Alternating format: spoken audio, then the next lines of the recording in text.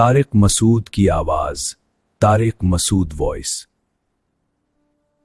کون سی چیز ہے جو آپ کو سب سے زیادہ اللہ یاد دلاتی ہے؟ وہ عبادت ہے دعا۔ سمجھتے ہیں کہ نہیں سمجھتے؟ آج دعاؤں میں زیادہ زور نہیں ہے، یہ بڑا مسئلہ ہے۔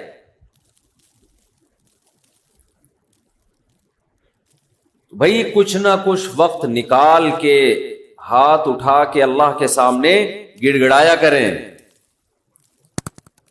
آج ہم لوگوں نے دعائیں مانگنا چھوڑ دی ہیں۔ جب انسان اللہ کے سامنے دعا مانگتا ہے وہ اللہ سے باتیں کرتا ہے، اگر توجہ سے دعا مانگے۔ دعا ایسی چیز ہے کہ یہ اللہ اور بندے کا جتنا مضبوط کنیکشن بناتی ہے، اتنا کنیکشن دنیا کی کوئی اور عبادت نہیں بناتی۔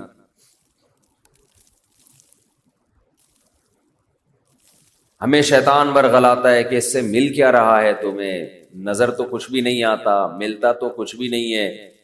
یہ شیطان کا بہت بڑا دھوکہ ہے، وہ بندے اور اللہ کے تعلق کو مضبوط نہیں ہونے دیتا۔ حضرت عمر رضی اللہ تعالی عنہ فرمایا کرتے تھے کہ مجھے اس کی زیادہ فکر نہیں ہوتی کہ میری دعائیں قبول ہو رہی ہیں کہ نہیں ہو رہی، مجھے زیادہ فکر اس کی ہوتی ہے کہ دعائیں مانگنے کی توفیق مل رہی ہے کہ نہیں مل رہی۔ دعائیں مانگنے کی توفیق مل رہی ہے اس کا مطلب قبول ہو رہی ہیں۔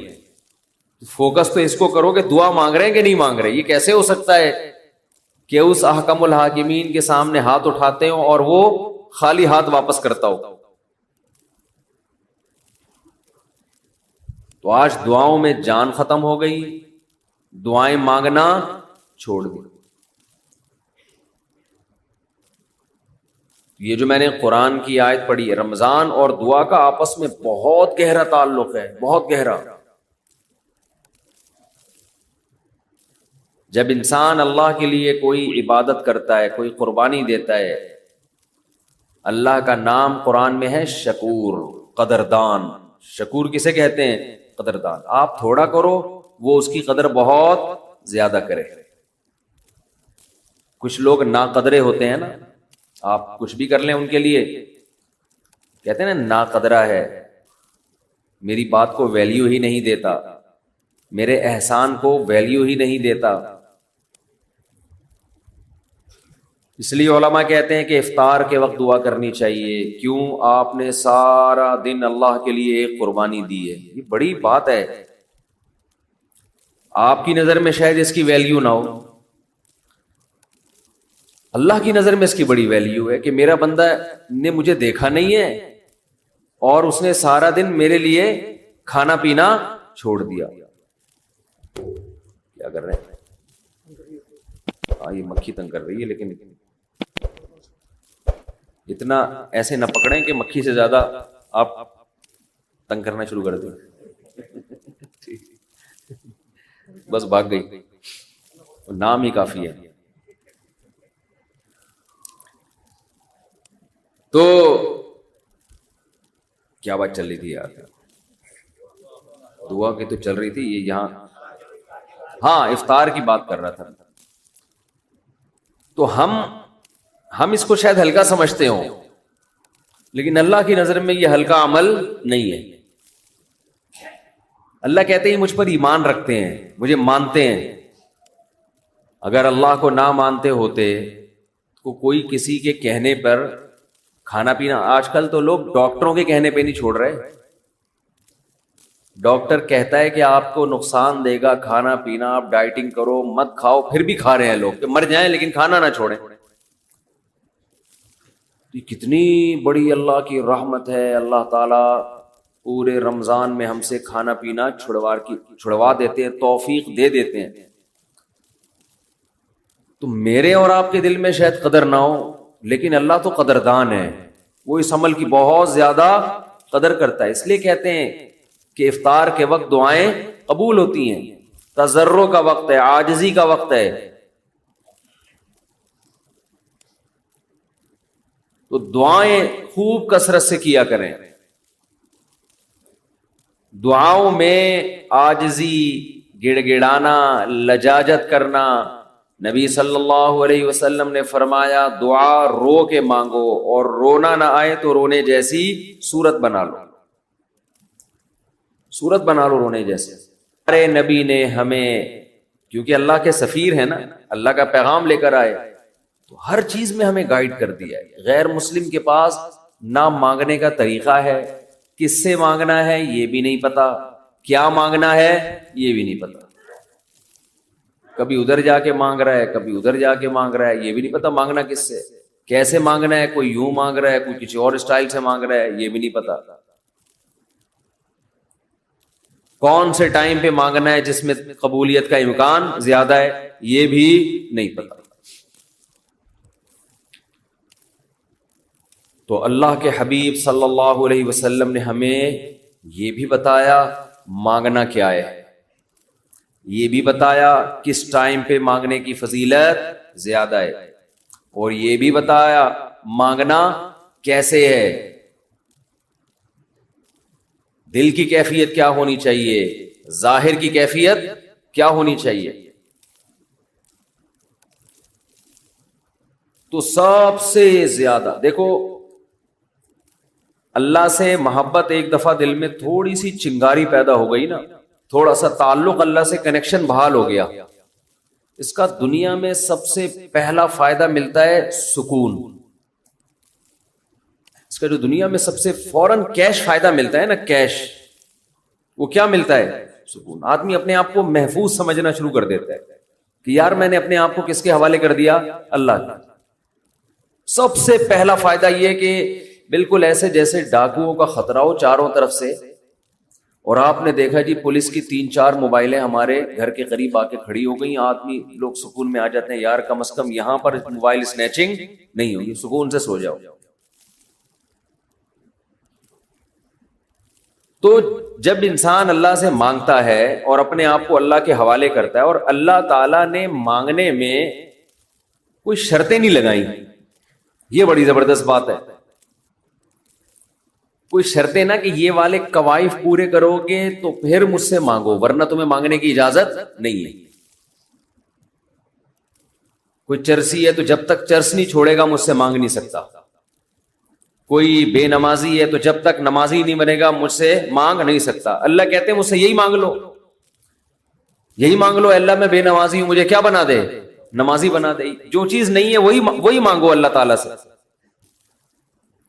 وقال ربکم ادعونی استجب لکم، قرآن کہتا ہے، تمہارا رب کہتا ہے مجھ سے مانگو میں تمہاری پکار کو قبول کروں گا. اور کمال کی بات یہ ہے، پہلے مجھے اس آیت کی تفسیر سمجھ میں نہیں آتی تھی. اللہ کہتے ہیں مانگو میں تمہیں دوں گا، نہیں مانگو گے ایسے متکبرین کے لیے میں نے جہنم کی آگ رکھی ہے بھائی. یہ سمجھ سے بالاتر. میں آپ سے کہہ رہا ہوں مجھ سے قرضہ مانگو، آپ کہتے ہیں شکریہ جی آپ نے آفر کی، ضرورت ہوئی تو مانگیں گے، نہیں تو ٹھیک ہے جی بہت شکریہ. میں کہہ رہا ہوں اگر نہیں آئے نا مانگنے کے لیے، پھر دیکھو میں غنڈے بھیجوں گا، کٹ لگواؤں گا. آپ کہو گے یہ کون سا طریقہ ہے بھائی، یہ مجھ پر احسان کر رہے ہو یا گن پوائنٹ یہ زبردستی کروا رہے ہو کام؟ سمجھ میں آ رہی ہے بات کہ نہیں آ رہی ہے؟ آپ کہو گے یہ کون سا احسان کا طریقہ ہے. میں آپ سے کہہ رہا ہوں کہ آپ میری دعوت پہ آئیے گا، مجھے بڑی خوشی ہوئی ہوگی، آپ کہیں گے تھینک یو، بہت شکریہ آپ نے یاد کیا. پھر میں کہتا ہوں اگر نہیں آئے نا غنڈے بھیج کے میں کٹواؤں گا. آپ کہو گے یہ زیادہ ہو گئی ہے، یہ کیا ہو گئی ہے، یہ دعوت نہیں ہے، یہ تو ایک طرح کا جرمانہ ہے میرے اوپر لگا دیا تم نے. میں آپ سے کہتا ہوں بھائی میں علاقے کا ناظم ہوں، میں علاقے میں یہ تھانے کا میں ڈی ایس پی ہوں، کوئی مسئلہ ہو میرے پاس آنا. آپ کہیں گے سر آپ کا بہت شکریہ، آپ کا ٹرانسفر ہوتے ہی آپ نے سب سے پہلے مجھے یاد کیا، کوئی بھی ضرورت ہوگی آپ کو بتاؤں گا. آگے سے تڑی لگا دی. اگر تمہیں کوئی ضرورت پڑی اور نہیں بتایا نا ہے بھائی، سب سے پہلے لاکر میں تمہیں ڈالوں گا.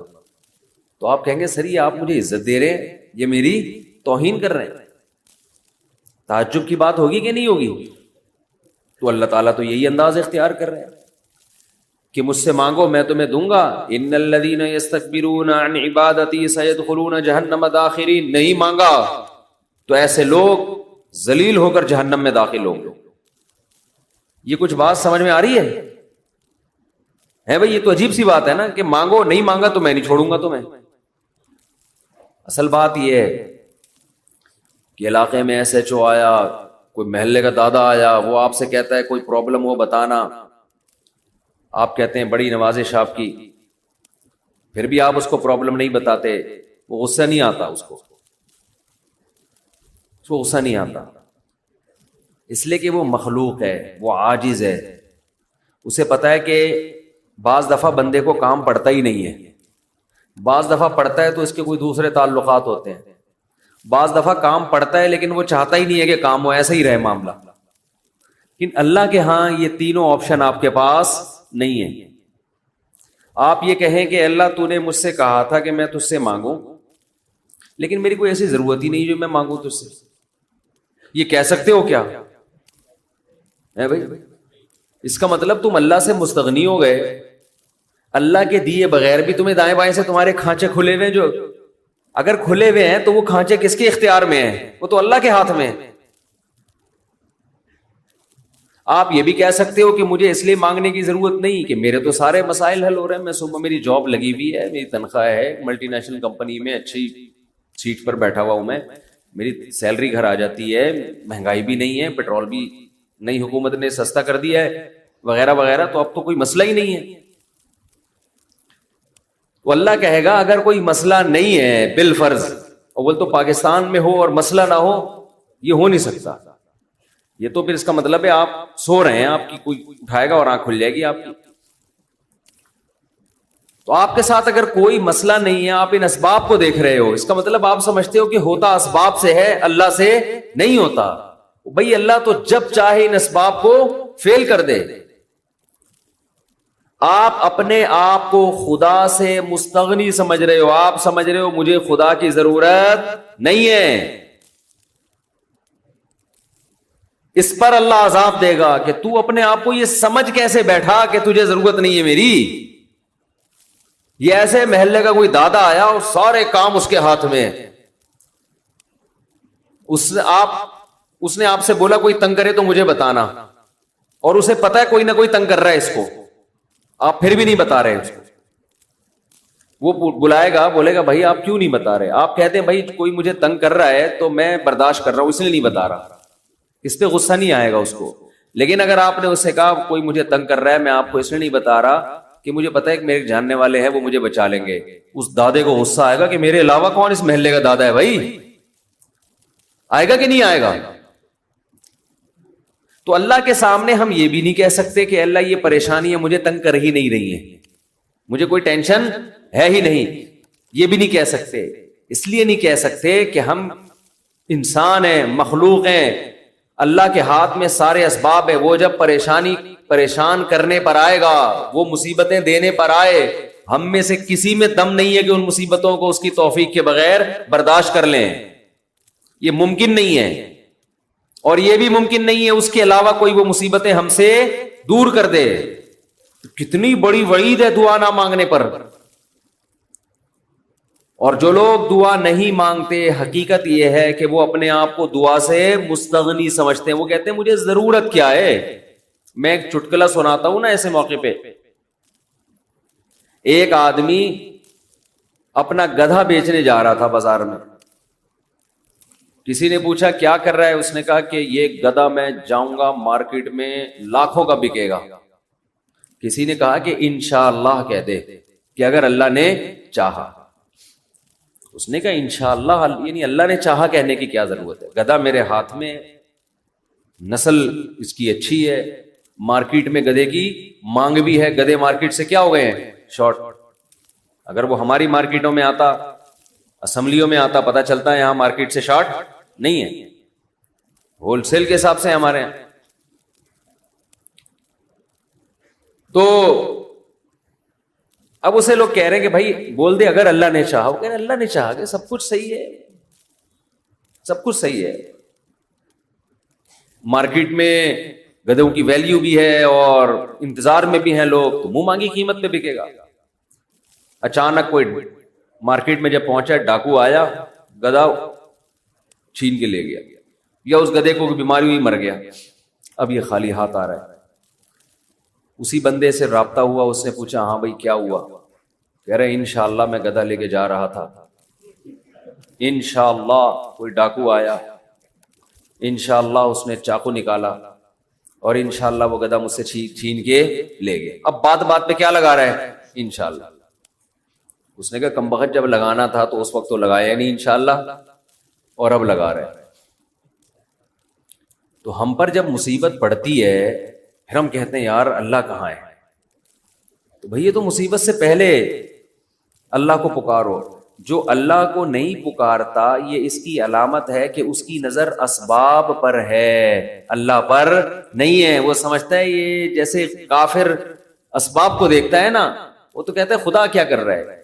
گاڑی کے ایکسیلیٹر پہ پاؤں رکھو تو گاڑی چلتی ہے، بریک پہ پاؤں رکھو تو رکتی ہے، تو اللہ کہاں ہے؟ تو اللہ کو اگر نہیں کوئی پکارتا تو اللہ اس کا مطلب پھر یہ سمجھتے ہیں کہ یہ سمجھتا ہے کہ اس کو میری ضرورت نہیں ہے۔ یہ بہت بڑا جرم ہے۔ بات بات پہ اللہ سے دعا مانگا کرو۔ پیغمبروں کی کتنی دعائیں اللہ نے قرآن میں نقل کی ہیں، بات بات پہ دعائیں مانگتے تھے، بات بات پہ دعائیں یاد کریں۔ دعائیں، ایک کتاب آتی ہے مناجات مقبولہ، یہ نام نوٹ کر لیں، کیا نام ہے اس کا؟ مناجات مقبولہ۔ ہر کتاب، ہر لائبریری سے مل جائے گی، یہ جو جتنے بھی کتب خانے ہوتے ہیں نا۔ مولانا اشرف علی تھانوی رحمہ اللہ تعالی نے قرآن اور حدیث کی دعاؤں کو جمع کر کے ایک چھوٹی سی کتاب میں لکھ لیا ہے، ایک چھوٹی سی کتابچے میں جمع کر لیا ہے قرآن کی دعائیں اور حدیث میں جو دعائیں، بہت جاندار دعائیں ہیں وہ۔ اچھا، دعا ایسی چیز ہے کہ جب جن الفاظ سے انسان مانگ رہا ہوتا ہے نا، وہ الفاظ بھی اس کے دل پہ اثر کر رہے ہوتے ہیں۔ تو انہوں نے بڑا شاندار کام یہ کیا کہ اب چونکہ دعائیں تو بہت زیادہ ہیں، ساری دعائیں قرآن اور حدیث کی آپ پڑھیں گے تو ایک ہی اتنی لمبی ہو جائے گی پھر، تو انہوں نے اس کو 7 حصوں میں ڈیوائڈ کر دیا ہے۔ سمجھتے ہیں؟ ہفتے کے دن، اتوار کے دن، یہ یعنی 7 منزلیں بنا دی ہیں اس کی۔ اس کا ترجمہ بھی ملتا ہے، یعنی وہ دعائیں عربی میں اور نیچے اس کا ترجمہ۔ آپ بے شک عربی نہ پڑھیں، ترجمہ پڑھ لیں۔ وہ روزانہ کا معمول بنائیں، اس سے کیا ہوگا؟ آپ کو قرآن و سنت کی دعائیں یاد ہونا شروع ہو جائیں گی۔ وہ ایسی جاندار دعائیں، ایسی جاندار، ان دعاؤں میں آپ کو لطف آنا شروع ہو جائے گا، چسکا لگ جائے گا۔ کیسی کیسی دعائیں دیکھو، ایک پڑھ کے سناتا ہوں۔ اللہم اقسم لنا من خشیتک ما تحول به بیننا وبین معصیتک، اے اللہ ہمیں اتنا اپنا خوف دے دے، ہمارے دل میں اپنا اتنا خوف ڈال دے کہ وہ خوف ہمارے اور تیری نافرمانی کے درمیان آڑ بن جائے۔ سمجھ میں آ رہی ہے بات؟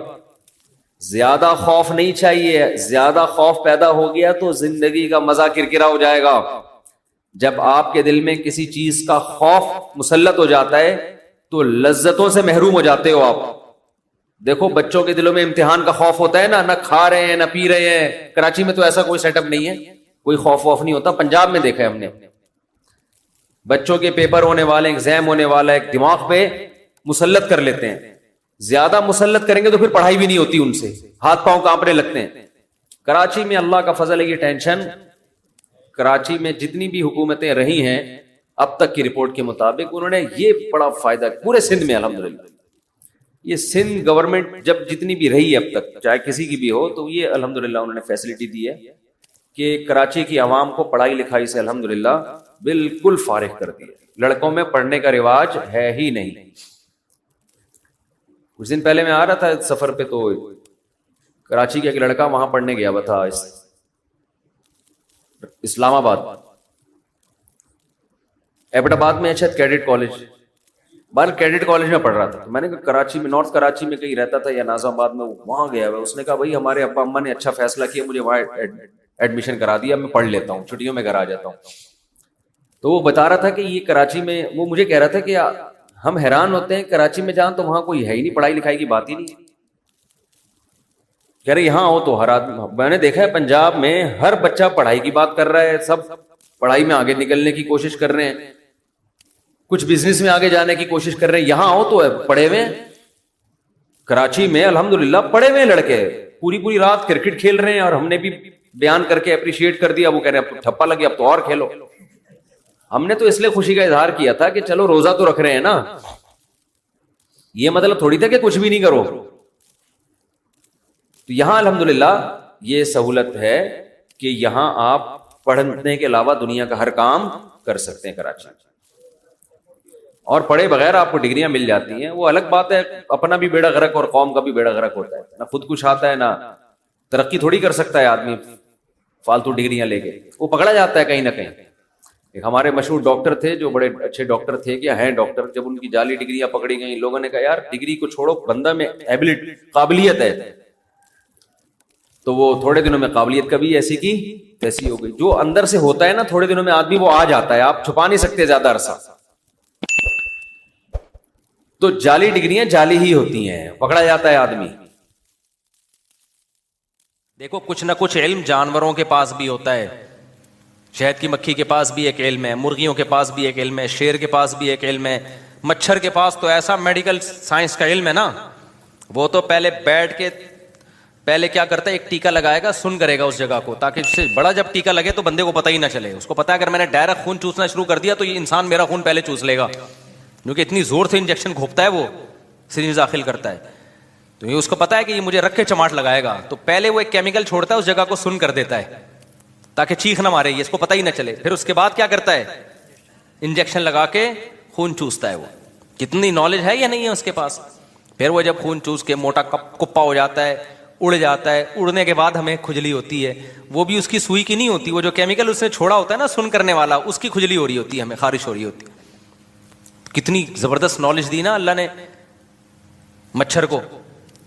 تو ہر مخلوق کو اللہ نے خاص کس طرح کی نالج دی ہے, لیکن انسان کو اللہ نے جو دماغ دیا ہے, جس میں سیکھنے کا جو اس کی جو صلاحیت ہے, تبھی تو اللہ نے آدم علیہ السلام کی جو فضیلت شیطان فرشتوں پہ بیان کی, وہ کیا کہ میں نے اس کو جو علم دیا ہے وہ تمہیں نہیں دیا. وعلم آدم الاسماء کلھا, اس میں یہ چیزوں کی حقیقت اور ماہیت کو جاننے کی صلاحیت ہے, تمہارے اندر یہ صلاحیت نہیں ہے. تو اس سے انسان کی فضیلت کیسے ثابت ہو گئی؟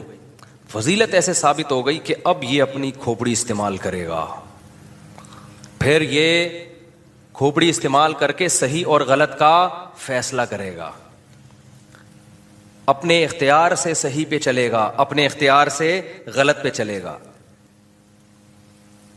کچھ خواہشات کو خدا بنا لیں گے, کچھ عقل استعمال کریں گے اور خواہشات کو اپنی زندگی سے نکال دیں گے. کہیں گے بھائی یہ خواہشات جائز خواہشات پوری کرو, حرام کی طرف مت جاؤ. دیکھو فرشتوں کو بھی اللہ نے عقل دی ہے, لیکن فرشتوں میں اللہ نے خواہشات نہیں رکھیں, تبھی فرشتوں کی آزمائش نہیں ہے, اور اس طرح سے سیکھنے کی ان میں صلاحیت بھی نہیں رکھی جیسی انسان میں رکھی ہے. تو ان میں خواہشات ہی نہیں ہیں. اللہ نے ان کو جو حکم دے دیا نا وہ اس حکم پر چلتے چلے جاتے ہیں. کوئی فرشتہ اگر نماز پڑھ رہا ہے تو نماز پڑھتا رہے گا, کبھی اس کی بیوی کا فون نہیں آئے گا کہ کچھ اور بھی کر لو, ہے بھائی. کوئی اس کو پیچھے سے اس کی وائف تنگ نہیں کرے گی کہ بھائی انڈے لیتے آؤ, دہی لیتے آؤ ایک پاؤ جب گھر آؤ گے. ہم جب نماز کی نیت باندھتے ہیں تو ایک دم فون اگر سائلنٹ پہ کیا ہو تو وائبریشن کرنا شروع کر دیتا ہے. آدمی کو ٹینشن ہوتی ہے پتہ نہیں کیا ہو گیا, پھر فون اٹھا کے دیکھا تو گھر سے میسج آیا ہوا ہوتا ہے, فلاں کو بولو یہ لے آئے یا یہ لے آؤ. 20 قسم کے مسائل انسان کے ساتھ کیوں لگے ہیں؟ انسان کو بہت ساری چیزوں کی ضرورتیں ہیں, کچھ چیزوں کی ضرورت نہیں ہے, خواہش ہے, تو وہ خواہشات اور ضرورتوں کے جال میں بند ہے. اس کے بعد وہ عقل استعمال کرتا ہے کہ یہ لیگل ہے اور یہ اللیگل ہے, یہ صحیح ہے اور یہ غلط ہے. یہ کوالٹی, یہ اس ٹائپ کا دماغ انسان کے علاوہ کسی اور مخلوق کے پاس نہیں ہے. تو انسان کے اور زمین کے سائز کو نہ دیکھو, اس زمین کو بھی فضیلت ملی انسان کی وجہ سے. اصل یہ جو دماغ ہے نا، جو اللہ نے کھوپڑی میں چھوٹا سا دماغ دیا ہے، یہ کھوپڑی اللہ نے کبھی فرشتے کا بیان سنا آپ نے ممبر پہ بیٹھ کے بیان کر رہا ہو، یا شیر کا، چیتے کا، یا ہاتھی کا، بیل کا؟ ایک ایتھیسٹ نے سوال کیا تھا کہ یہ انسان تو اتنا چھوٹا سا ہے اور اس کو اتنی مذہب اتنی اہمیت کیوں دے رہا ہے؟ تو میں نے اس کا جواب دیا تھا اگر سائز کو دیکھنا تو پھر بیل کا سائز کیا ہوتا ہے؟ بڑا ہوتا ہے، پھر اس کی عزت انسان سے زیادہ ہونی چاہیے. کیا خیال ہے بھائی؟ پھر اس کو ذبح کر کے کھاتے کیوں ہو تم؟ ایتھیسٹ لوگ بھی کھاتے ہیں نا گائے کا گوشت، پھر تو بیل کو چاہیے انسانوں کو ذبح کر کے کھائے وہ. اگر سائز کی بیس پر، کسی کے حجم کی بیس پر ہم نے مخلوق کو فضیلت دینی ہے تو گینڈے، گدھے اور گھوڑے وہ اس دنیا میں زیادہ فضیلت والے ہونے چاہیے. آپ یہ کہہ سکتے ہیں وہ بھی تو اس کائنات میں بہت چھوٹے سے ہیں. بھائی چھوٹے سے ہم سے تو بڑے ہیں نا کم از کم. تو اگر سائز کے حساب سے ہم نے کسی مخلوق کو فضیلت دینی ہے تو انسان سے زیادہ فضیلت گدھے اور گھوڑے اور ویل مچھلی کی سب سے زیادہ فضیلت ہونی چاہیے زمین میں. کہ سب سے بڑا سائز کس کا ہے؟ ویل مچھلی کا ایک دانت انسان کے برابر ہوتا ہے. یہاں سینڈ سپٹ پہ ایک ویل مچھلی پکڑی گئی تھی ہمارے بچپن میں، تو اس میں بندے گھسے ہوئے تھے، منہ کے اندر 8-10 بندے آ گئے تھے اس کے آرام سے. مر چکی تھی، شکر ہے، اگر زندہ ہوتی تو پھر وہ اب تک ویل مچھلی اس کو کباب بنا کے کھا چکی ہوتی. تو اتنی بڑی بڑی مخلوق، لیکن انسان کو فضیلت کس بیس پہ دی جا رہی ہے؟ اس دماغ کی بیس. تو میرے بھائی یہ سارا کھیل کس کا ہے؟ عقل اور خواہشات. عقل اور خواہشات بھی آئیں گی. فرشتوں میں خواہشات نہیں آ رہی ہوتی، آپ کی خواہش کہہ رہی ہوگی یہ کر لو وہ کر لو، سسٹم کے تحت فلاں کو بنا دو، فلاں کو گرا دو. اور فلاں بھی سارے ہی ایک جیسے ہیں اس سسٹم میں جتنے ہیں یہ تو سبھی ایک جیسے چل رہے ہیں، کوئی کسی ایک کو آپ تھوڑی ملامت کر سکتے ہو. تو فلاں کو گرا دو، فلاں کو، یہ پیچھے کیا ایک کچھ مخلص ہوتے ہیں، کچھ اپنی خواہشات کو کے غلام بنے ہوئے ہوتے ہیں. اوپر سے نیچے ہر طبقے میں اچھے بھی اور برے بھی ہمیشہ موجود رہیں گے. اور ان بروں سے کمپیئر کیا جائے گا تو پتہ چلے گا کہ اچھا کون ہے اور برا کون. اچھوں سے کمپیئر کریں گے، میں نے بتایا نا نظریہ اضافت تھا نا آئنسٹائن کا، وہ ہر جگہ امپلیمنٹ ہوتا ہے اس کا. ہر جگہ وہ جب برائی کو کمپیئر کریں گے اچھائی سے تو پتہ چلے گا اچھائی کسے کہتے ہیں، اچھائی کو کمپیئر کریں گے برائی سے تو پتہ چلے گا برائی کسے کہتے ہیں. تبھی قرآن دونوں کو ساتھ ساتھ لے کے چلتا ہے. آدم علیہ السلام کی تخلیق کے وقت ہی اللہ نے بتا دیا تھا کہ اچھا کون ہے اور برا کون ہے. آدم سے غلطی ہوئی توبہ کر لی، شیطان سے غلطی ہوئی توبہ نہیں کی. کمپیئر کر کے بتا دیا کہ بھی غلطی کرنے سے برے نہیں ہو جاتے، غلطی کر کے اس غلطی پہ ڈٹنے سے کیا ہوگے؟ برے ہوگے. وہ کمپیئر کیا، مقابلہ کیا. غلطی تو کسی سے بھی ہو سکتی ہے بھائی. تو میرے بھائی جو اللہ نے مجھے اور آپ کو دماغ دیا ہے نا اور جو خواہشات دی ہیں، تو اب اللہ کی نظر میں اچھا وہ بنے گا جو ان خواہشات کو اپنی عقل کے نیچے رکھے گا. آپ کی دل چاہتا ہے بہن کو وراثت نہ دیں، عقل کہتی ہے کہ یہ کیا ہے؟ غلط. ہڑپ کر جائیں تو زندگی بن جاتی ہے بہت سے لوگوں کی. عقل کیا کہتی ہے؟ نا نا نا نا نا، یہ کیا ہے بھائی؟ غلط. تو اب اللہ دیکھتے ہیں کہ میرا یہ جو مخلوق ہے نا، یہ جب اچھے راستے کو اختیار کرے گی تو اس کا اچھا بننا ایسا نہیں ہے جیسے فرشتوں کا اچھا بننا. اس کا اچھا بننا میں اپنی ارادے اور عقل کا دخل ہے. لہذا یہ اچھا بنے گی تو پھر بات بنے گی. دیکھو آپ کے ماتحتوں میں جو باصلاحیت لوگ ہوتے ہیں نا، آپ چاہتے ہو ان کو فوکس کیا جائے. جو باصلاحیت لوگ نہیں ہوتے آپ کی نظر میں ان کی زیادہ ویلیو نہیں ہوتی. تو صلاحیت والا عقل کے لحاظ سے انسان ہے اس کائنات میں، اس لیے پوری کائنات میں سب سے زیادہ ویلیو اللہ کس کو دے رہے ہیں؟ انسان کو دے رہے ہیں. اب اللہ تو ویلیو جب تک آخرت قائم نہیں ہوتی سب کو یکساں ویلیو دے رہے ہیں، سب کو برابر ویلیو دے رہے ہیں. تبھی اللہ کی نظر میں ہدایت پر آنے میں کالے گورے میں، مالدار اور غریب میں کوئی فرق نہیں ہے. تبھی تو اللہ نے پیغمبروں کو کہا کہ آپ نے جب دعوت دینی ہے تو مالدار اور غریب کا، سردار اور غلام کا فرق نہیں کرنا. یہ فرق نہیں کرنا. پیغمبروں پر سب سے بڑا اعتراض ہی ہوتا تھا کہ آپ کی مجلس میں تو مالدار غریب لوگ بیٹھتے ہیں، ہم مالداروں کی عزت خراب ہوتی ہے ان کے ساتھ بیٹھنے پر.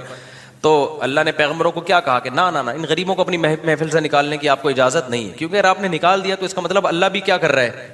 وہ امیر غریب کا فرق کر رہا ہے. بناتا خود امیر غریب ہے اور پھر خود ہی فرق کر رہا ہے. تو بھائی یہ تو دولت تو اللہ کی دین ہے، اس میں کسی کی فضیلت کی کیا بات ہے؟ تو انسان کو اللہ نے عقل دی، انسان اب خواہشات کا غلام بنے گا نا، تو میرے بھائی آپ کی نظر میں اچھا ہو سکتا ہے، اللہ کی نظر میں اس کی 2 ٹکے کی ویلیو نہیں. اللہ کہتے ہیں تو اس امتحان میں ناکام. اچھا یہ بھی ایک بات ہے، اللہ نے جب عزت، دیکھو بے عزتی ہمیشہ اس کی ہوتی ہے جس کی عزت ہو. یہ میں کئی بار بیان میں مثالوں سے سمجھا چکا ہوں. بہت سے لوگوں کو میں نے یہ مثال دی نا کہ عزت، آپ کو بے عزتی فیل ہو رہی ہے نا تو عزت ختم کر دو اپنی، اس سے بے عزتی آپ کی فیل ہونا کیا ہو جائے گی. گھر میں ابا سے صبح شام تانے مل رہے ہیں نا ایک آدمی کو، تو کہہ رہے میں بہت مجھے محسوس ہوتی ہے بے عزتی. تو میں نے کہا جب کئی دن تک ابا سے تانے سنتے رہو گے تو آپ کی عزت کا گراف اتنا نیچے آ چکا ہوگا کہ بے عزتی محسوس ہونے کا گراف بھی اسی حساب سے نیچے آ چکا ہوگا. تو یہ بھی ایک پیکج ہے خودکشی سے بچنے کا. بعض لوگ خودکشی کے ارادے سے آتے ہیں میرے پاس کہ میں تو اب خودکشی کر رہا ہوں کیونکہ ابا کی طرف سے تانے اتنے بے روزگاری کے اور یہ وہ. تو میں نے کہا اس میں خودکشی کا کیا ہے بھائی، تانے ہیں تو کیا ہو رہا ہے؟ کہہ رہے بے عزتی بہت ہوتی ہے گھر میں ہر وقت. تو میں نے کہا بے عزتی تو تھوڑے دنوں میں کیا ہو جاتا ہے، انسان بے عزتی کا عادی ہو جاتا ہے. تو یہ جتنی ابھی فیل ہو رہی ہے 1 مہینے بعد اتنی فیل نہیں ہوگی. تو یہ اس لیے ابھی 1 مہینے تک خودکشی کو ڈیلے کر دو، پھر میرے پاس آنا، پھر میں 1 مہینے کا پیکج اور دوں گا، تو اس کے بعد انجوائے کرو گے اس کو. تو لیکن اب ہوتا کیا ہے، خوب سمجھو کہ اللہ تعالیٰ دنیا میں جس مخلوق کو عزت دی جاتی ہے نا، اگر وہ اپنے عزت والے کام کرنا چھوڑ دے تو بے عزتی بھی کس کی ہوتی ہے؟ ہمیشہ عزت دار لوگوں کی ہوتی ہے. اس لیے اللہ تعالیٰ نے جہاں انسان کے لیے جنت بنائی ہے نا، وہیں جہنم بھی کس کے لیے بنائی ہے؟ انسانوں کے لیے بنائی ہے اللہ نے. تبھی قرآن کیا کہتا ہے، ایک طرف قرآن انسانوں کے فضائل بیان کرتا ہے وَلَقَدْ كَرَّمْنَا بَنِي آدم، ہم نے بنی آدم کو بڑی عزت دی. ایک طرف قرآن کہتا ہے ہم نے بنی آدم کو مسجود ملائکہ، فرشتوں کا مسجود بنایا. ایک طرف قرآن کہتا ہے ہم نے جو ہے ساری کائنات مسخر کر دی بنی آدم کے لیے. اتنی ایک طرف اللہ کہتا ہے اولئک کالانعام، یہ انسان چوپایوں سے بھی بدتر ہیں. ارے بھائی اللہ ایک طرف تو اتنا پروٹوکول دے رہا ہے، دوسری طرف کہہ رہا ہے یہ گدھے گھوڑے سے بھی کیا ہیں؟ بدتر ہیں. بھائی بات یہ ہے کہ جب عزت بہت زیادہ ہوتی ہے اور آپ وہ کام کر رہے ہوتے جو گدھے گھوڑوں پہ سوٹ کرتے ہیں، تو پھر آپ کا مقام گدھے گھوڑوں جیسا نہیں ہوتا بلکہ گدھے گھوڑوں سے کم ہوتا ہے. وجہ اس کی ہے کہ وہ تو گدھا گھوڑا ہے، وہ تو وہ کام کرے گا جو گدھے گھوڑوں کے کام ہوتے ہیں. تم تو وہ تھوڑی ہو، تم تو مسجود ملائکہ ہو، تمہیں تو اللہ نے ذہانت دی، عقل دی ہے، تم وہ کام کیوں کر رہے ہو؟ لہذا اللہ کہتے ہیں انسان یا تو اشرف المخلوقات ہے اللہ کی نظر میں، یا احقر المخلوقات ہے، تمام مخلوق میں سب سے بدترین مخلوق ہے. والتین والزیتون میں اللہ نے یہی مضمون بیان کیا، فرمایا والتین والزیتون وطور سینین وهذا البلد الامین لقد خلقنا الانسان فی احسن تقویم ثم رددناه اسفل سافلین. کیا عجیب قسمیں اللہ نے اٹھائی ہیں. دیکھو فرمایا والتین والزیتون، قسم ہے انجیر کی، قسم ہے زیتون کی.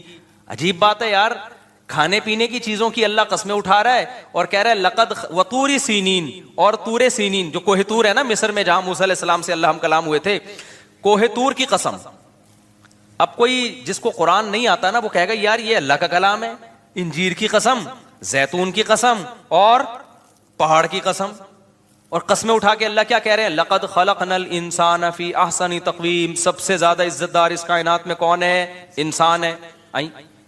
انجیر زیتون کا اس سے کیا تعلق ہے کہ انسان کیا ہے؟ اشرف المخلوقات ہے. کوئی تک بن رہا ہے؟ بھائی بتا دو اگر نہیں سمجھ میں آ رہا.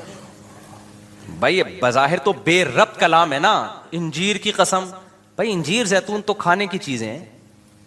یہ ایسا ہی ہے جیسے کوئی کہے کولڈ ڈرنک کی قسم، چینی کی قسم ہے، بھائی ٹماٹر کی قسم. تو اگلا بولے گا ٹماٹر کی قسم سے کیا ثابت کر رہا ہے کہ ٹماٹر کی قسم مجھے تم سے بہت محبت ہے. اگلا کہے گا یار کیا ٹماٹر کی قسم، کھانے کی ایک چیز ہے. ٹماٹر ہو یا انجیر ہو یا زیتون ہو یا برگر ہو، یہ سب کیا ہیں؟ کھانے پینے کی چیزیں. اور پھر اس قسم کا کوئی مناسبت ہی نہیں بنتی کہ انسان بڑی عزت دار ہے. تو کیا مطلب ٹماٹر پیدا کیا اس سے پتہ چلتا ہے انسان بڑا عزت دار ہے؟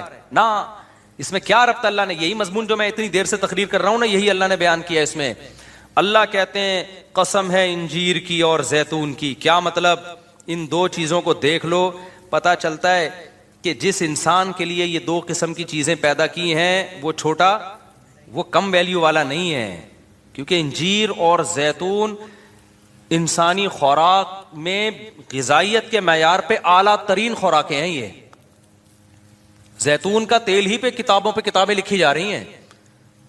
زیتون کا تیل ہے نا, ابھی میں اس کے فضائل بیان کروں گا تو بات بہت لمبی ہو جائے گی. زیتون کے تیل میں دھواں کم ہوتا ہے جب آپ اس کو جلاتے ہیں, اس کی آگ میں شفافیت بہت. جب بھی آپ کوئی چراغ کسی بھی تیل سے جلاؤ تو روشنی تو ملتی ہے, دھواں بھی ملتا ہے آپ کو, ٹھیک ہے نا. لیکن زیتون کے تیل میں دھواں کیا ہے, نہ ہونے کے برابر ہے. پھر اس کا دھواں تکلیف دہ دھواں نہیں ہے. پھر اس کی جو لائٹ ہے وہ بہت شفاف لائٹ ہوتی ہے.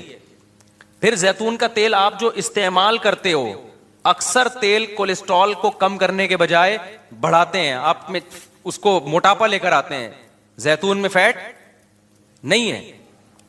یہ تو اس پہ تو پوری اب میں کیا تقریریں کروں. دنیا کا سب سے بہترین آئل جو سمجھا جاتا ہے نا اس وقت, وہ کون سا سمجھا جاتا ہے؟ اور آپ ان قوموں کو دیکھو جن کی صبح شام خوراک میں اولیو آئل شامل ہے, آپ ان کی صحتیں اور ان کے کلر کو دیکھو آپ جا کے, ایسا ان کے چہرے چمکدار اور شفاف ہو جاتے ہیں نا. ہم لوگ تو پراٹھوں کے ڈسے میں ہیں نا. اب آپ زیتون پی کے وہ کلر نہیں لا سکتے جو شام میں اور فلسطین میں لوگوں کا ہوتا ہے, سمجھ رہے ہو آپ؟ سمجھے کہ اچھا اب ہم زیتون وہ ہوگا تھوڑے سے 2-4 دھبے شاید کم ہو جائیں, باقی وہ تو بچپن سے ان کی تو جینز میں یہ چیز شامل ہو گئی ہے نا. ورنہ جو قومیں زیتون کھاتی آ رہی ہیں نا آئل میں, آپ ان کے جو ہے نا وہ ان کی صحتیں دیکھو, آپ ان کی خوبصورتی دیکھو, آپ حیران ہو جاؤ گے. تو اس میں بڑی شفافیت ہے. اور دوسری چیز ہے انجیر کے اپنے فضائل ہیں. اس پہ بھی پوری کتابیں آپ نیٹ پہ بھی سرچ کر سکتے ہیں, ڈاکٹروں سے پوچھ سکتے ہیں انجیر کا بیج کیسا ہوتا ہے, اس کے الگ فائدے ہیں, اس میں جو کارب ہے وہ کس ٹائپ کا کارب ہے, جو اس میں نشاستہ ہے نا وہ کس نشاستے کی بھی تو کتنی قسمیں ہیں. تو اللہ کیا کہتے ہیں, اچھا بعض طبیبوں میں نے لکھا ہے کہ اللہ نے انجیر اور زیتون کا اکٹھا ذکر کیا نا, آپ انجیر کو زیتون میں بھگو کے کھائیں تو یہ کمبینیشن ہے. تو اللہ نے 2 مادی چیزوں کا ذکر کیا, والتین والزیتون, جو کس کے لیے بنائی گئی ہیں؟ انسان کے لیے. یہ انسان کی مادی ترقی کے لیے بنائی گئی ہیں. ایسا نہیں ہوگا انجیر کھانے سے آپ اللہ کے بہت محبوب بن جاؤ گے. اس کا مادی زندگی سے تعلق ہے, روحانی زندگی سے ڈائریکٹ تعلق نہیں ہے. اور دوسری چیز ہے کوہ طور. کوہ طور انسان کی روحانی زندگی کے لیے, کہ اللہ نے موسیٰ کو کوہ طور پہ بلا کے ہدایت دی تھی تورات کی شکل میں, تاکہ انسان روحانی لحاظ سے بھی صحیح ٹریک پر چلیں. انسان کو 2 ہی گائیڈنس کی ضرورت ہے, مادی زندگی بھی ٹھیک ہو جائے, جس میں سب سے بڑی چیز کیا, اس کی خوراک ٹھیک ہو جائے. کیونکہ مادی زندگی میں سب سے پہلے آپ کی کیا ہے؟ باڈی. بھائی آپ کی صحت اچھی ہے, بے شک آپ جہازوں میں سفر نہ کرو, جہاز نہ بھی ایجاد ہوتے, صحت اچھی ہوتی زیادہ زندگی اچھی ہوتی. آپ کی صحت اچھی ہو جائے تو آپ کے پاس دولت نہ بھی ہو, آپ زیادہ کامیاب لائف گزار سکتے ہو. سب سے پہلے جس چیز کو مادی زندگی میں فوکس کیا جاتا ہے وہ کون سی ہے؟ عقل مند سارے یہی کہتے ہیں نا, سب سے پہلے صحت کو فوکس کرو, گاڑیوں بنگلوں کو بعد میں. آپ کی ٹی بی کے مریض ہو اور آپ بزنس کلاس میں سفر کرتے ہو ہوائی جہاز میں, تو کیا کرنا ہے بھائی؟ کیا خیال ہے بھائی؟ میں بھی یہی کا باتیں کر رہا ہوتا ہوں یار. پیسہ آئے تو سب سے پہلے کیا ہے؟ اپنی باڈی پہ لگاؤ, صحت صحیح کرو. صحت صحیح ہے نا, منجی پہ بھی آپ کی زندگی بالوں سے گزرے گی, بھینسوں کے باڑے میں بھی اچھی زندگی گزرے گی. صحت صحیح نہیں ہے تو 1000 گز کے بنگلوں میں اور جاپان اور امریکہ میں بھی آپ ٹینشن میں ہوگے. تو اللہ نے انسانی صحت کے لیے جو سب سے مفید غذائیں تھیں, جن میں اللہ نے زیتون اور انجیر کا تذکرہ کیا, اور پھر اللہ نے وطور سینین, کوہ طور کا جو روحانی زندگی کا کیا ہے, موسیٰ علیہ السلام کو اللہ نے وہاں بلا کے تورات دی تھی. اللہ نے براہ راست اللہ ہم کلام ہوئے تھے, جس میں اللہ نے موسیٰ علیہ السلام کو بتایا کہ انسان روحانی اعتبار سے صحیح کیسے ہو سکتا ہے. زنا سے بچنا ہے, ماں باپ کی نافرمانی نہیں کرنی ہے, سود سے بچنا ہے, جھوٹ سے بچنا ہے, رشتہ داری کو جوڑنا ہے, توڑنا نہیں ہے, معاہدوں کو پورا کرنا ہے, اللہ کی عبادت کرنی ہے. تو مادی حساب سے بھی صحیح ٹریک پر انسان جب چلے گا, اور روحانی حساب سے بھی. اور تیسری وہاد البلد الامین, یہ آیت میں مجھ سے چھوٹ گئی تھی, وہاد البلد الامین, اور اس مکہ جو امن والا شہر ہے, اللہ نے اس کی بھی قسم اٹھائی, کیونکہ مکہ بھی وحی کا کیا ہے, مرکز ہے. 2 ایسی جگہیں دنیا میں خاندانی ہیں جہاں جس شان سے وحی نازل ہوئی ہے, تیسری جگہ اس شان سے وحی نازل نہیں. ایک مکہ میں قرآن نازل ہوا, قرآن کا زیادہ تر حصہ, اور ایک کوہ طور پہ جہاں اللہ براہ راست موسیٰ علیہ السلام سے ہم کلام ہوئے. تو 2 اللہ نے مادی نعمتوں کا ذکر کیا جو انسان کی مادی زندگی کو ٹھیک کرنے میں معاون اور مددگار بنتی ہیں, اور 2 وہ پلیسز کا, وہ جگہوں کا ذکر کیا جہاں وحی آئی ہے, جس وحی نے انسان کی روحانی زندگی کو ٹھیک کیا ہے. تو اللہ کہتے ہیں یہ 4 چیزیں دیکھ لو تو پتا چل جائے گا کہ واقعی ہم نے انسان کو بڑا ہی خاندانی بنایا ہے, جس کے لیے غذائیں انجیر اور زیتون پیدا کی جا رہی ہیں, اور جس کی ہدایت کے لیے مکہ اور کوہ طور پر انتظام کیا جا رہا ہے. یہ پروٹوکول کسی اور مخلوق کو نہیں دیا جا رہا. سمجھ میں آ رہی ہے بات؟ لیکن پھر آگے اللہ نے کیا فرمایا؟ والتین والزیتون وطور سینین وہذا البلد الامین لقد خلقنا الانسان فی احسن تقویم ثم رددناہ اسفلا سافلین. اللہ کہتے ہیں بنایا تو ہم نے بڑا معزز تھا، لیکن پھر ہم نے ہی کیا کیا؟ انسانوں کو سب سے بدترین مقام پہ لے گئے. ہم لے گئے کا مطلب کیا ہے؟ یعنی ان کی حرکتوں کی وجہ سے. بنایا تو اشرف المخلوقات، جس کے لیے غذاؤں میں انجیر اور زیتون پیدا کی. اس سے بھی پتہ چلتا ہے کہ ہم اپنی غذاؤں کو ٹھیک کر لیں.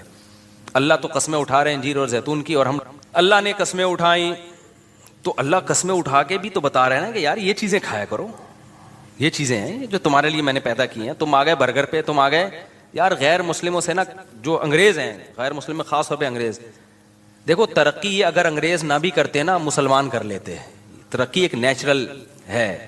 ترقی ہر قوم آہستہ آہستہ انسان آگے ہی جاتا ہے. یہ تو جو پہلے چلا گیا تو اس نے ترقی کے سارے وسائل اپنے ہاتھ میں لے لیے. تو مسلمانوں کی تو خلافتیں ہی ختم ہو گئی. اگر نہ ختم ہوتی تو ہم بھی بہت آگے جا چکے ہوتے. اصل بات ہے آپ نے دنیا کو دیا کیا ہے؟ وہ چیز دی ہے جو تو وہ تو ہونی تھی.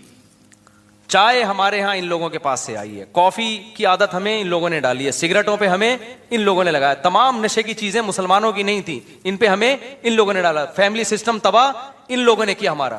میں جاپان گیا نا، وہاں کے بوڑھے بوڑھے گوروں کو گالیاں دیتے ہیں، کہہ رہے ہمارا خاندانی نظام گوروں نے تباہ کیا، انگریزوں نے. تو یہ بڑی بڑی جو برائیاں آئی ہیں نا، برگر پہ ہمیں کس نے لگایا ہے؟ آپ کے باپ دادے برگر کھاتے تھے ڈبل روٹیاں؟ ہم تو روٹی کھانے والی قوم تھی. ہمیں غذائیں ہماری ان لوگوں نے چینج کی ہیں. کولڈ ڈرنک پہ ہمیں کس نے لگایا ہے؟ ہمارے باپ دادے تو لسی پیتے تھے. کولڈ ڈرنک کون لے کر آیا ہماری سوسائٹی میں؟ تو ہر چیز گوروں کی اچھی نہیں بولا کرو. گورے اچھے، گوروں نے ایکچولی سارا بیڑا غرق پروگرام جو ہمارا جو بیڑا غرق ہوا ہے وہ کس کی وجہ سے ہوا ہے؟ ان گوروں کی. اور یہ جو سسٹم ہے یہ بھی انہی کا دیا ہوا ہے.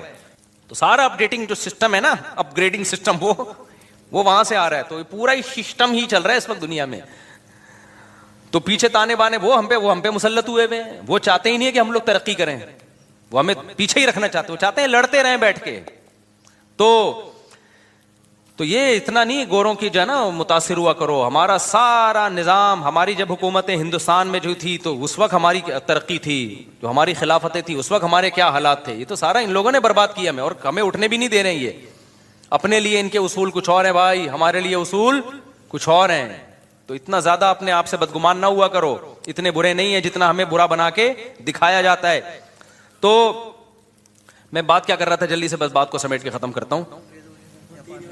ہاں، تو اللہ نے قسم اٹھائی والتین والزیتون وطور سینین وہذا البلد الامین. اللہ کہتے ہیں میں نے اس کی مادی صحت کا بھی انتظام کیا، اس کے لیے انجیر اور زیتون پیدا کیا میں نے، اور میں نے اس کے لیے روحانی صحت کا بھی انتظام کیا، جس کا گواہ مکہ اور کوہ طور ہے. کیسے کیسے پیغمبروں کو بلا کے کوہ طور پہ ہم کلام ہوا. موسیٰ کو اللہ نے کہا کہ یہ کرو، یہ نہیں کرو. اور یہ بات یاد رکھو، داڑھی کی ویلیو اسلام میں کم نہیں ہے. آج بھی تورات میں لکھا ہوا ہے کہ اللہ نے موسیٰ کو کوہ طور پہ بلا کے کہا کہ اپنی قوم سے کہنا کہ داڑھی مت کاٹو. تبھی یہودیوں کی اتنی بڑی بڑی داڑیاں ہم نے دیکھی ہیں. ہمارے مذہبی اسکالر ماڈرن ہو گئے کہ داڑھی ہی کا انکار. آپ نہیں رکھتے توبہ استغفار کرو، لیکن انکار نہیں کر سکتے آپ. اسلام کو اپنے کلچر کی وجہ سے چینج نہ کرو، اسلام ویسا ہی ہے. تو یہ اللہ کا حکم ہے، کیونکہ آپ کو آپ کی فطرت کو چینج کرنے نہیں دے گا اسلام آپ کو. دیکھو آج کل لڑکے لڑکی نما آ رہے ہیں کہ نہیں آ رہے ہیں؟ تو اسلام اس کی پرمیشن دیتا ہے. گورے کے پاس تو کوئی ہدایت نہیں. وہ کہتے ہیں ان کی نجی لائف ہے، جیسے چاہے بال کٹائیں، جیسے چاہیں یہاں بالیاں ڈالیں، جو مرضی کریں. لیکن اسلام نے پابندی لگا دی. نبی صلی اللہ علیہ وسلم کی صحیح حدیث ہے، ان مردوں پر لعنت ہے جو عورتوں کی مشابہت اختیار کرتے ہیں. ان عورتوں پر لعنت ہے جو مردوں کی مشابہت اختیار کرتی ہیں. تبھی تو عورت کے لیے بال چھوٹے کرنا پسندیدہ کام نہیں ہے، کیونکہ چھوٹے بال کس کے ہوتے ہیں؟ مردوں کے ہوتے ہیں. آپ کہہ سکتے ہو آپ کے تو بڑے بال ہیں، تو اتنے چھوٹے عورتوں کے نہیں ہوتے. اب اس سے زیادہ تھوڑی بڑے ہو سکتے ہیں. کتنا بڑھا لیں گے آپ؟ بڑھانا بھی چاہو تو یہاں تک نہیں پہنچتے. تو یہ اللہ نے پروٹوکول پیکج عورت ہی کو دیا ہے کہ اس کے بال بڑے ہو سکتے ہیں. اس کا مطلب یہ عورت کی خاصیت ہے. اب وہ بال کٹائے گی تو شریعت اس کو پسند نہیں کرتی. تو جو ہے نا اس کو ویسے ہی رہنا چاہیے. آدمی ہے تو پورا آدمی نظر آئے. وہ تو یہ ہائی اللہ ہوئی اللہ والا جو اسٹائل ایسے ایسے ہیجڑے ٹائپ کے ٹک ٹاک پہ ویڈیوز آ رہی ہوتی ہیں نا، عجیب سے کھرچے ہوئے منہ آ رہے ہیں، عجیب سے. مرد ہے وہ چمک پٹیوں والا ساڑیاں پہنا ہوا ہوتا ہے، اور لوگ کمنٹس بھی کر رہے ہوتے ہیں واہ واہ واہ ماشاء اللہ. یہ تمہارے دماغ خراب ہو گیا ہے. تو اللہ کا قہر ہے، اللہ کا عذاب آتا ہے بھائی. تو گورا تو کہتا ہے اس کی نجی زندگی ہے، جو مرضی کرو. ہم کیا کہتے ہیں بھائی ہماری باڈی پہ ہمارا حق نہیں ہے. یہ کس نے بنائی ہے؟ اللہ نے. تو اللہ روحانی اعتبار سے ہمیں سیدھا رکھتا ہے. تو اللہ نے موسیٰ علیہ السلام کو بھی کہا کہ اپنی قوم کو کہہ دیں کہ داڑیاں، مرد داڑھی بڑھائیں. اور پھر اللہ نے ہمارے نبی کو بھی وحی کی، ہمارے نبی نے ہمیں بتایا کہ مرد عورت کی مشابہت اختیار بولو مت کریں، اور عورتیں مردوں کی مشابہت اختیار مت کریں. تو ہر لحاظ سے اللہ نے گائیڈ کیا. پھر اللہ نے فرمایا جس کی گائیڈنس کا اتنا انتظام ہو رہا ہے اور مادی زندگی کے لیے انجیر اور زیتون پیدا کیے جا رہے ہیں اس کے لیے، تو اس سے پتہ چلتا ہے انسان کوئی چھوٹی موٹی مخلوق نہیں ہے. لیکن اللہ کہتے ہیں پھر ہم نے کیا کیا، اس کو بدترین مخلوق بنا دیا. وہ کیسے بنایا؟ اس کی حرکتوں کی وجہ سے. یہ بالکل ایسا ہی ہے جیسے بادشاہ سلامت کا ایک بیٹا ہو، شہزادہ ہو. بادشاہ اس کو بڑی زبردست شیروانی میں اپنے ساتھ لے کے جاتا ہے اور بڑے خوبصورت پروٹوکول میں، شاہی خاندان کا آدمی ہے، بڑے بڑے لوگ ملاقاتوں کے لیے آ رہے ہیں، لیکن اس کمبخت کو چڈی بنیان میں ہی گھومنے کا شوق ہے. اور یہ ملتا بھی جمعداروں سے ہے اور بہت ہی اس کی عجیب. تو بادشاہ کیا کرے گا؟ ایک دن اس کو آگ کر کے نکال دے گا. کہے گا یار تو تیرے تو وہ اسٹائل ہی نہیں ہے جو شہزادوں والا اسٹائل ہوتا ہے، تجھے تو یہ عزت سمجھ میں ہی نہیں آ رہی ہے. تو اب دنیا کی نظر میں تو اس کو بے عزتی سمجھا جاتا ہے، لیکن اللہ کی نظر میں جو عزت اور ذلت کا معیار ہے وہ لباس نہیں ہے. اللہ کی نظر میں عزت اور ذلت کا معیار یہ ہے کون اپنی خواہشات کو اللہ کے حکم کے تابع رکھتا ہے اور کون حیوان اور درندہ بن کے اپنی خواہشات کو پورا کرنے میں لگا رہتا ہے. اللہ رسول کی اس کی نظر میں کوئی ویلیو نہیں ہے. اللہ نے یہ نہیں کہا کہ خواہشات پوری ہی نہیں کرنی ہے، ایسا ظالم اللہ نہیں ہے. کیونکہ جب پیٹ لگا دیا اللہ نے، خواہشات لگا دی، یہی تو اسلام کا حسن ہے بھائی. ہندوؤں میں دیکھو کیسے لوگ ہیں جو ساری زندگیاں عذاب میں اب ڈالی ہوئی ہے، انہوں نے گوشت نہیں کھایا ساری زندگی سے، کہ بھی جانور کو ہلاک کرنا پڑتا ہے. گوشت جیسی نعمت سے محروم ہو گئے، لباس جیسی نعمت سے محروم ہو گئے. بہت سارے مذاہب میں ایسے کپڑے ہی نہائے نہیں، اپنے آپ کو ایسی ٹینشنوں میں ڈال دیا اور کہا کہ اس سے بھگوان کیا ہوگا؟ خوش ہوگا. ایک صحابیہ کو دیکھا نبی صلی اللہ علیہ وسلم نے کہ وہ پیدل، صحابی تھے یا صحابیہ، حدیث پڑھے ہوئے مجھے بہت ٹائم ہو گیا تو شاید میں بیان کرنے میں نا مجھ سے غلطی ہو جائے، لیکن اصل مفہوم یاد ہے. وہ پیدل حج پہ نکلی ہوئی تھی. تو اتنا لمبا سفر، آپ صلی اللہ علیہ وسلم نے فرمایا کہ اللہ کو اس سے کوئی حاجت نہیں ہے کہ تم اپنے آپ کو اتنی ٹینشن میں ڈالو. کوئی بات نہیں، سوار ہو جاؤ اور دم دے دو اس کا. تو اتنی ٹینشن میں اپنے آپ کو ڈالنا کہ حلال تمام نعمتوں سے اپنے آپ کو محروم کر دینا، اس سے اللہ خوش نہیں ہوتا. لیکن اللہ نے کیا کہا کہ بھائی ایک خواہشات وہ ہیں جو انسانوں پہ سوٹ کرتی ہیں، ایک وہ ہیں جو گدے گھوڑوں پہ سوٹ کرتی ہیں، وہ انسانوں کے کام نہیں ہے. مثال کے طور پر آپ عزت دار تھے، آپ نے اپنے بچوں سے کہا بیٹا میں چاہتا ہوں تم خوش رہو، بیٹا بتاؤ تمہیں کیا چاہیے. بچہ کہتا ہے ابو مجھے جو ہے نا آئس کریم چاہیے. آپ کہیں بیٹا بہترین آئس کریم آرڈر کر دی. اور بتاؤ بیٹا تمہیں کیا چاہیے؟ ابو مجھے گاڑی چاہیے. یہ لو بیٹا گاڑی لے لو. اور بیٹا کیا چاہیے؟ ابو میں جوان ہو گیا، مجھے ایک اچھی سی بیوی چاہیے. کوئی بات نہیں بیٹا ٹھیک ہے، بتاؤ کون سی والی چاہیے؟ وہ والی چاہیے؟ نہیں وہ والی چاہیے، چلو وہ یہ والی لے آؤ. یہ سارے ایسی باتیں جس سے ابا اگر انسان کا بچہ ہوگا تو وہ غصہ نہیں ہوگا. میں اس لیے کہہ دیا کہ ابا اس طرح کی باتوں سے بھی، آئس کریم کھلانے میں ٹینشن میں نہیں آتے، گاڑی دلانے. جب شادی کی بات کرے گا تو وہ پتہ نہیں غصہ ہو جاتے ہیں کہ پاگل ہو گیا ہے. حالانکہ وہ بھی آئس کریم بھی ایک خواہش کے لیے ہی کھا رہا ہے، گاڑی بھی ہے اس لیے، تو وہ بھی تو اس کی ضرورت ہے نا بھائی. لیکن اس کے ابا کو ایک دم میٹر شارٹ ہو جاتا ہے ابا کا. تو خیر، لیکن انسان یعنی ابا اگر واقعی، انسان کا بچہ نہیں کہنا چاہیے، ابا کی توہین ہو رہی ہے اس میں، ابا اگر واقعی ابا ہوں گے. لیکن اب کیا ہے کہ ابا نے کہا بیٹا میں چاہتا ہوں تمہاری جو بیٹا ضرورت ہے وہ پوری کرنا چاہتا ہوں، بتاؤ تمہیں کیا چاہیے؟ ابا مجھے چرس چاہیے. اب ابا کو غصہ آئے گا کہ نہیں آئے گا؟ بیٹا ہم خاندانی لوگ ہیں، تم بھی خاندانی ہو، ایسے مذاق دوبارہ نہیں کرنا. ابا میں مذاق نہیں کر رہا، مجھے کیا چاہیے؟ چرس چاہیے. یار بیٹا یہ غلط چیز ہے. اور بتاؤ کیا چاہیے اس کے علاوہ؟ ابا مجھے انٹی کو چھیڑنا ہے جا کے، مجھے بیوی نہیں چاہیے. میں ویسے ہی گدھے گھوڑے جیسے کرتے ہیں نا، جب ایک ٹرک ان کے دماغ پہ سوار ہوتی ہے تو گدھا گدھی تلاش کرتا ہے کہ نہیں کرتا؟ تو ابا ایک محلے میں گدھی ہے جو مجھے پسند آ گئی ہے، بس میں نے وہاں جانا ہے، اپنی ٹھڑک پوری کرنی ہے. شادی وادی کر کے بیوی بنا کے نہیں لانا، جب تک ٹھڑک پوری ہوگی کروں گا، اس کے ساتھ ریلیشن رکھوں گا. جب ٹھڑک پوری ہو جائے گی تو پھر اس کو چھوڑ کے کسی اور. ابا انسان کا بچہ ہوگا تو خوش ہوگا ایسی باتوں پہ؟ جائیدادوں سے آگ کر دے گا, بولے گا یہ میرا بچہ نہیں ہے بھائی, کسی نے غلطی سے میرے کھاتے میں نادرہ میں غلطی سے میں نے, نسبتیں دور کرے گا, بھائی میرا اس بچے سے, لوگوں یہ میرا بچہ نہیں ہے, میری بےزتی ہو رہی ہے. خدا کی قسم یہی کام انسان کے ساتھ ہو رہا ہے. قل من حرم زینت اللہ التی اخرج لعبادہ والطیبات من الرزق, اللہ کہتے ہیں بتاؤ یہ جو ہندوؤں نے بہت سی چیزیں حرام کر لیں, عیسائیوں نے بہت سی چیزیں حرام کر لیں, اللہ کہتا ہے جو حلال پاکیزہ چیزیں کون حرام کر سکتا ہے؟ تم کہو میں نے پیدا تمہارے لیے, یہ شہد میں نے تمہارے لیے پیدا کیا, یہ جانوروں کا دودھ میں نے تمہارے لیے پیدا کیا, مرغیوں کے انڈے میں نے تمہارے لیے پیدا کیے, اور تمہارے مشورے پر پورے سال مرغی انڈا دے گی, ٹھیک ہے نا, گن پوائنٹ پہ ایسی غذائیں پیدا کر دیں جو پورے سال ہی انڈے دینے پہ آ گئی ہے, اور میں نے تمہارے لیے عورت کو پیدا کیا جس سے تم نکاح کرو, اس سے تمہیں محبت ملے گی, لتسکنوا الیہا, سکون ملے گا, محبت ملے گی, تمہارا خاندان اور پریوار تمہارا آباد ہوگا. جعل لکم من انفسکم ازواجا, اللہ نے تمہاری جنس کے جوڑے پیدا کیے تمہارے لیے, وجعل لکم من ازواجکم بنین وحفدا, اس سے تمہیں اولاد ملے گی اور پھر بڑھاپے میں نانا اور دادا بنو گے, وہ انجوائے کرو گے, یہ سب تمہارے لیے. انسان ایسا کمبخت نکلا, انسان نے کہا نہ مجھے گرل فرینڈ چاہیے, مجھے بیوی نہیں چاہیے. گدے گھوڑے والے کام کیے کہ نہیں کیے؟ فرق پتہ ہے کیا ہے؟ گدھا گھوڑا یہ کام ٹائی اور سوٹ پہن کے نہیں کرتا. انسان نے کیا کیا؟ 3 پیس سوٹ اور ٹائی میں, اور ولاگ بنائی میری گرل فرینڈ ہے, یہ میری کلیگ ہے جس کے ساتھ میں گھومتا ہوں. 3 پیس سوٹ اور ٹائی سے انسان مہذب نہیں بن جاتا. انسانوں کو دھوکہ دیا جا سکتا ہے, اللہ کو دھوکہ بولو نہیں دیا جا سکتا. اللہ کی نظر میں کافر کی 2 ٹکے کی ویلیو نہیں ہے, کیونکہ کافر اللہ کے کہے ہوئے اچھے کو اچھا نہیں مانتا, اللہ کے کہے ہوئے برے کو برا نہیں مانتا. اللہ میاں نے کہا یہ میں نے تمہارے لیے دودھ کی نہریں پیدا کی, یہ میں نے تمہارے لیے شہد دودھ پیدا کیا, میں نے تمہارے لیے شہد پیدا کیا. کافر کیا کہتا ہے؟ میں شراب پیوں گا.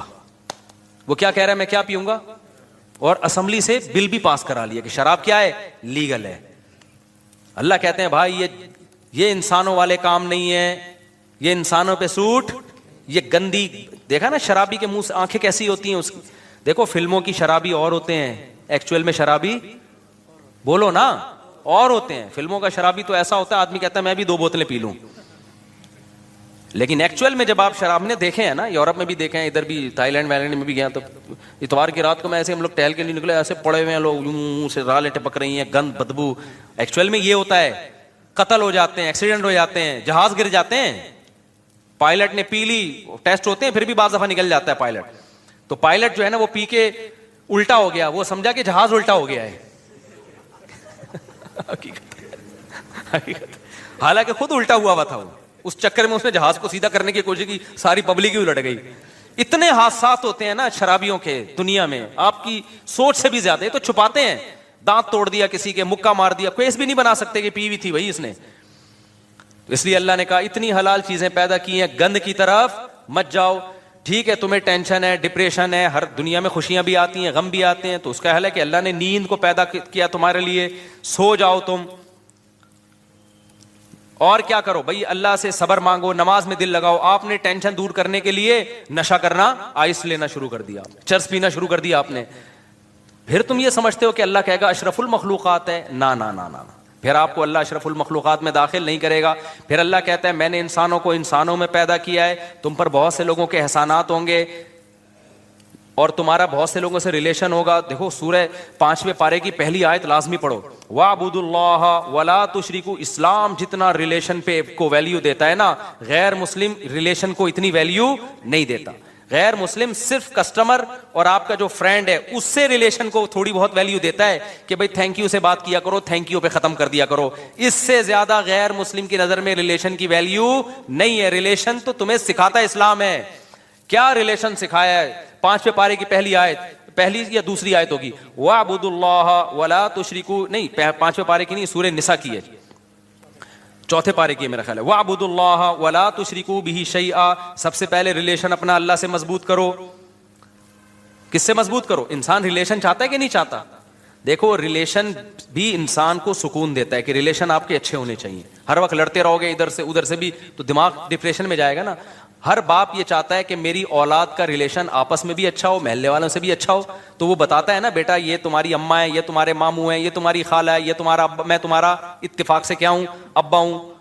تو تو بیٹا تمیز سے رہنا, یہ بہن ہے, یہ بھائی ہے, لڑتے نہیں رہنا, سب کے حقوق کا تم نے کیا کرنا ہے خیال. تو اللہ میاں بھی یہی چاہتے ہیں. اللہ نے فرمایا وَاعْبُدُوا اللَّهَ, سب سے پہلے تمہارا ریلیشن کس کے ساتھ ہے, میرے ساتھ ہے, میں اللہ ہوں, میری عبادت کرنی ہے.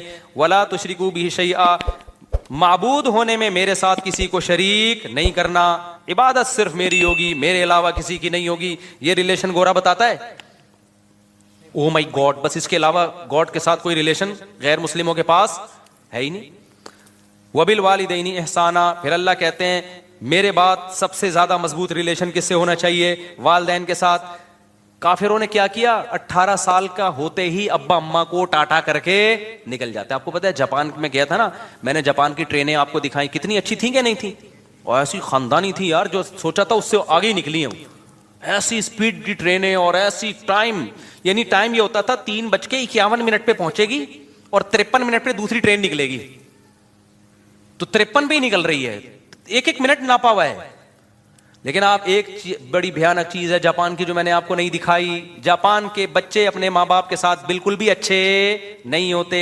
جاپان کے سائنٹسٹ اپنے کنٹری کے ساتھ بہت اچھے ہیں, جاپان کے مزدور اپنے مالک کے ساتھ بہت اچھے ہیں, لیکن جاپان کے بچے اپنے ماں باپ کے ساتھ بالکل بھی اچھے بولو نہیں ہوتے, ریلیشن نہیں ہے.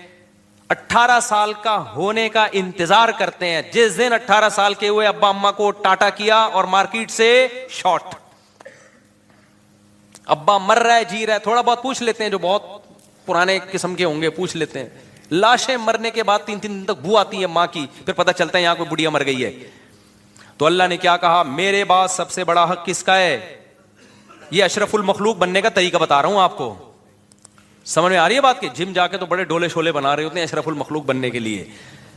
اس ڈولوں بھائی, ڈولے بیل کے ہم سے زیادہ ہوتے ہیں, یہ بھی کرو, مادی زندگی کو بھی فوکس کرو, لیکن انسان سب سے پہلا کیا ہے, عمل سے پتہ چلتا ہے کہ یہ اچھا ہے یا نہیں ہے. سمجھتے ہو گے نہیں سمجھتے. تو وبالوالدین احسانا, اللہ کہتے ہیں اس کے بعد سب سے بڑا حق کس کا ہے, باپ اور ماں کا. ایسا حق بتایا کہ اف نہیں کرنا ان کے سامنے, ذلت سے اپنے بازوؤں کو جھکا کے رکھنا ہے. اے اللہ بڑھاپے میں اولڈ ہاؤس میں جمع کرا دیں, نا. اللہ کہتے ہیں خدمت شروع ہی کب ہوگی, بڑھاپے میں ہوگی. ماں باپ کے فضائل اللہ بتاتا ہی بڑھاپے کے بعد ہے, صحیح ہے نا. اما یبلغن عندک الکبر احدہما, اللہ کہتے ہیں بڑھاپے کو پہنچ جائے پھر یہ حقوق شروع ہو رہے ہیں. نہیں آئی میرا خیال ہے بات سمجھ میں. پھر آگے اللہ تعالیٰ فرماتے ہیں والجاری ذی القربا, پھر قرابت دار, ابا اماں کے علاوہ جو تمہارے بلڈ ریلیشن ہے جن سے, ابا اماں کے بعد سب سے زیادہ مضبوط دادا دادی بھی ابا اماں میں داخل ہیں. بلڈ ریلیشن بھائی بہنوں کا ہوتا ہے, تو ان سے ریلیشن کیا کرنا ہے سب سے اچھا. کیسے, دیکھو ہر ایک کا اچھا سلوک دوسرے سے ڈیفرنٹ ہوتا ہے. بھائی بہنوں سے اچھے سلوک کا مطلب یہ ہے کہ ان سے کبھی کبھار ملاقات اور ان کی ضرورت کو اپنی ضرورت سمجھ کے پورا کرنا. آپ کی بہن اگر بیوہ ہو گئی ہے, اس کو ضرورت ہے, تو یہ نہیں کہ انڈیویجولی وہ ایک لائف گزارے گی, جاب کرو اپنا کماؤ, نا. اس کی ذمہ داری شرعاً کس پر ہے, اس کے بھائیوں پر. بھائی پر لازم ہے کہ اپنی آمدن میں سے اس کی ذمہ داری اٹھائے. اسلام میں عورت کے کمانے کا تصور نہیں ہے, کما سکتی ہے مجبوری میں, جائز ہے, لیکن قرآن سے پتہ چلتا ہے, حدیث سے پتہ چلتا ہے عورت کی تمام تر ذمہ داری اللہ نے کس کے کندھوں پہ ڈالی ہیں, مرد کے. اگر وہ نہیں کما رہی ہے تو کمانا اس پہ واجب نہیں ہے. مرد نہیں کما رہا تو گنہگار ہو رہا ہے, کمانا اس پر واجب ہے. اور آپ کی بہن اگر غریب ہے نا, کھانے کو نہیں ہے اس کے پاس, تو آپ پر کمانا ڈبل واجب ہو گیا ہے, کہ اپنے لیے بھی اور اس کے لیے بھی, کیونکہ وہ اب آپ کے عیال میں آ گئی ہے. آپ کی یعنی آپ وعلی الوارث مثل ذلک قرآن کہتا ہے. تو یہ ہے انسان بننے کے لیے یہ سب چیزیں کیا ہیں میرے بھائی, ضروری ہیں. پھر قرآن نے کہا والجار ذی القربى والجار الجنوبی, جو تمہارے پڑوس میں رہنے والا ہے, کوئی بھی تمہارا جس سے بھی کسی, والصاحب بالجنبی, حتیٰ کہ تھوڑی دیر کے لیے بھی اگر کوئی تمہارے ساتھ بیٹھا ہے تو اتنی دیر تک اس کا حق اس سے زیادہ ہے جو آپ کے ساتھ نہیں بیٹھا. مثال کے طور پر آپ پنکھے میں آ کے بیٹھے نا نماز میں, آپ کو پتا ہے ادھر پنکھے کی ہوا نہیں جا رہی, آپ کے ساتھ ایک بندہ بیٹھا ہے, تو قرآن کیا کہہ رہا ہے, یہ تھوڑی دیر تک تمہارے ساتھ ہے نا, تو تم نے اس کا خیال کرنا ہے. ہوتا کیا ہے, تھوڑی سی یوں مارا, اس کو پش کیا پنکھے سے, آہستہ آہستہ اس کو ادھر کو کھسکا دیا. جو مارکیٹ میں چل رہا ہے, سسٹم جو چل رہا ہے وہ یہی چل رہا ہے نا, پنکھے سے آہستہ آہستہ اس کو کیا کر دیا, کھسکا دیا. ہم جب اسکول میں پڑھتے تھے نا, ڈیسک لگے ہوتے تھے, تو وہ ڈیسک میں ہم 3 بندے بیٹھتے تھے, تو ہمارے بڑے پھڈے رہتے تھے نا. اب کوئی موٹا آ کے بیٹھ جاتا تھا نا, وہ جگہ 2 آدمیوں کی گھیر رہا ہوتا تھا, ہماری بڑی لڑائی ہوتی, اس کو یوں یوں کر کے دھکا دیتے. وہ بےچارا کہاں سے مٹ کے جائے گا, یہ تو نہیں کہ ایک کولا گھر پہ رکھ کے آئے, وہ ایک سے بیٹھے ہو. اتنی باتوں پہ بچوں کی, جیسے بچے لڑتے ہیں. تو یہ تو ٹیچر کی ذمہ داری ہے بھائی, وہ سمجھائے کہ جو ساتھ بیٹھا ہوا ہے آپ نے اس کا اکرام کرنا ہے, عزت دینی ہے اس کو. جہاز میں بیٹھا ہے کوئی آپ کے ساتھ, بس میں بیٹھا ہے کوئی آپ کے ساتھ, تو گھیرنے کی کوشش نہیں کرنی. پڑوسیوں کو دیکھ لو یار, دیواریں دوسرے کی دیوار پہ کھڑی کر دیتے ہیں, اس کے اس طرح سے گھر بنا رہے ہوتے ہیں, اس کی ہوا اور اس کی روشنی مکمل بند ہو گئی.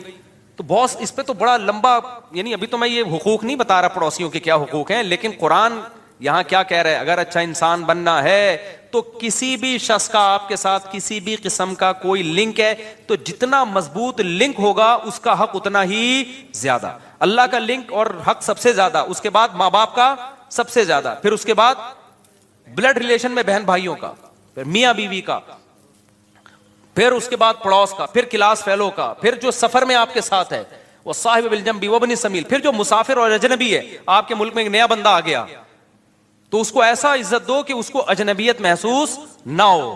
ہمارے یہاں اس کی کھال ادھیڑ لیتے ہیں لوگ کہ نیا آیا ہے, اس کو تو پتہ ہی نہیں یار ریٹ کیا چل رہے ہیں, ایک 50 روپے والا برگر 5000 میں بیچ دیتے ہیں اس کو. تو یہ سارے حقوق اللہ نے بیان کیے ہیں, اسی ریلیشن کو اسلام کہا جاتا ہے. سمجھ میں آ رہی ہے بات کہ نہیں آ رہی؟ کافر کے پاس یہ ریلیشن بولو نہیں, ان کا ایک ریلیشن ہوتا ہے girl friend boy friend, girl friend boy friend, یہ ٹھڑک والا ریلیشن ہے, یہ گدے گھوڑوں والا ریلیشن ہے بھائی, اس کے علاوہ کوئی ریلیشن نہیں. تو یہ ہوگا تو اشرف المخلوق بنے گا, ادروائز 3 پیس سوٹ اور ٹائی میں بڑے اچھے اسٹائل میں thank you nice to meet you, یہ چیزیں انسان کو دھوکہ دیتی ہیں. اللہ کو یہ دھوکہ